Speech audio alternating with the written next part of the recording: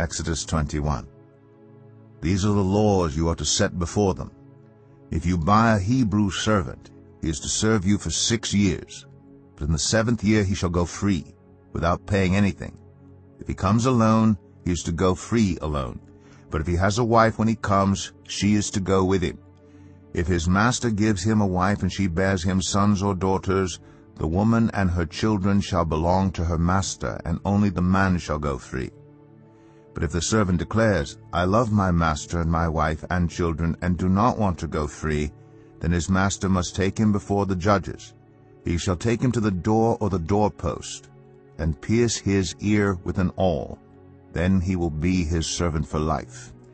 If a man sells his daughter as a servant, she is not to go free as male servants do. If she does not please the master who has selected her for himself, he must let her be redeemed. He has no right to sell her to foreigners, because he has broken faith with her. If he selects her for his son, he must grant her the rights of a daughter.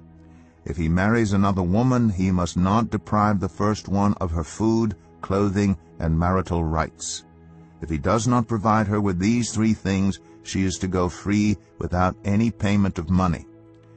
Anyone who strikes a person with a fatal blow is to be put to death. However, if it is not done intentionally, but God lets it happen, they are to flee to a place I will designate.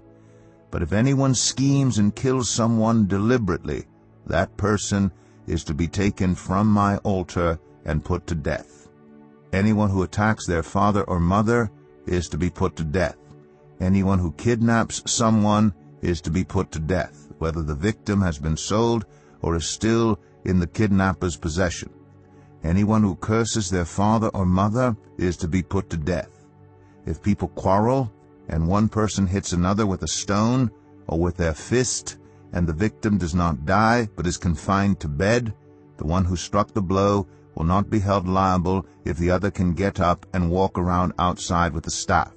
However, the guilty party must pay the injured person for any loss of time and see that the victim is completely healed. Anyone who beats their male or female slave with a rod must be punished if the slave dies as a direct result. But they are not to be punished if the slave recovers after a day or 2, since the slave is their property.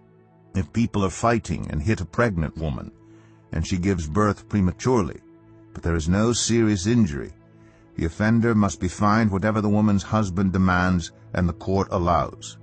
But if there is serious injury, you are to take life for life, eye for eye, tooth for tooth, hand for hand, foot for foot, burn for burn, wound for wound, bruise for bruise.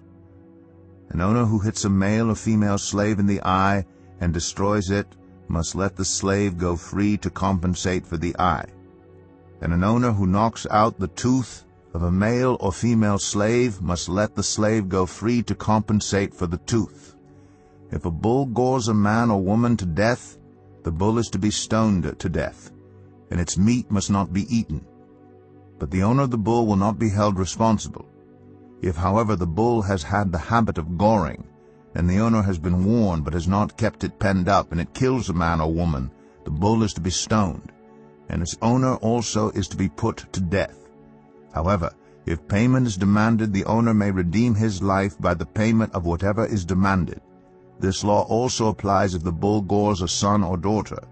If the bull gores a male or female slave, the owner must pay 30 shekels of silver to the master of the slave, and the bull is to be stoned to death. If anyone uncovers a pit, or digs one, and fails to cover it, and an ox or a donkey falls into it, the one who opened the pit must pay the owner for the loss and take the dead animal in exchange.